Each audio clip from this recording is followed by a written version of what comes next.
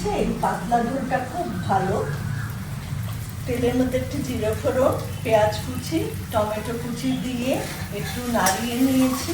তারপর আলুগুলো দিয়ে হলুদ নুন দিয়ে হলো অনেকক্ষণ নাড়িয়ে এখন আমি এই গরম জলটা দিয়ে দেবো।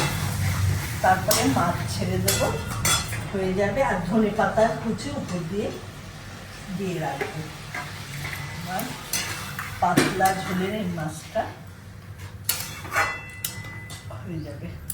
লাউ দিয়ে মুগ ডাল দিয়ে করব। তেজপাতা আর শুকনো লঙ্কা ফোড়ন দিলাম। এরপরে ডালটা দেবো। ডালটা দিয়ে একটু নাড়াচাড়া করে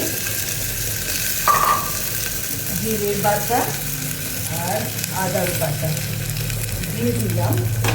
লাস্টে গরম মশলাটা দেবো। এটা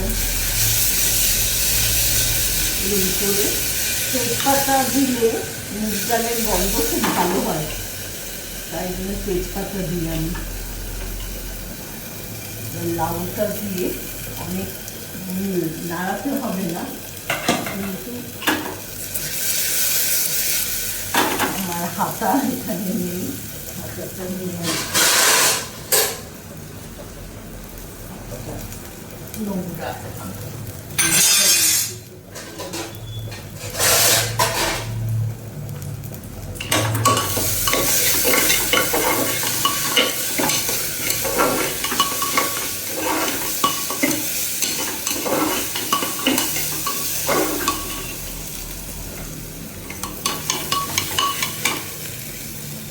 লঙ্কা দিচ্ছি